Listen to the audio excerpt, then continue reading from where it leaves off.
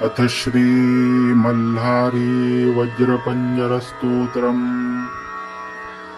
श्रीस्कन्द उवाच।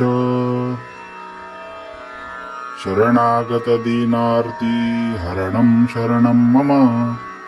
आयुरारोग्यदं वन्दे श्रीमन्मार्तण्डभैरवम्।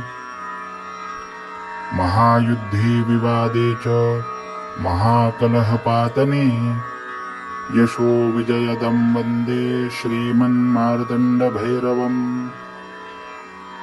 पथिचोराकुलेरण्ये महाहिंस्रादिभिर्युते त्रातारं जगतां वन्दे श्रीमन्मार्तण्डभैरवम्।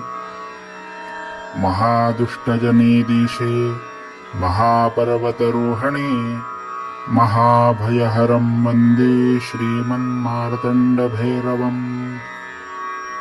नदीनदसमुद्रे वा दावाग्नौ गिरिकन्दरे रक्षितारमहं वन्दे श्रीमन्मार्तण्डभैरवम्।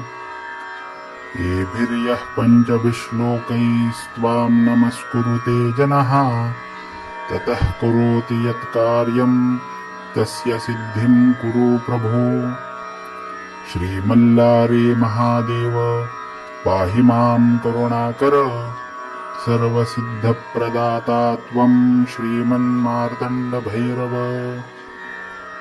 निरन्तरायं च निरन्तरायं निरन्तरायं कुरु मे प्रसादं निरन्तरायं च निरन्तरायं निरन्तरायं कुरु मे महेश। कुलदैवतमस्माकं श्रीमन्मार्तण्डभैरवः पायादपायात् सर्वान्नः सर्वदा सर्वदस्सुताम्। यदक्षरपरिभ्रष्ट मात्राहीनं च यद्भवेत् तत्सर्वं क्षम्यतां देव प्रसीद परमेश्वर। अनेन प्रीयतां देवं श्रीमन्मार्तण्डभैरवः।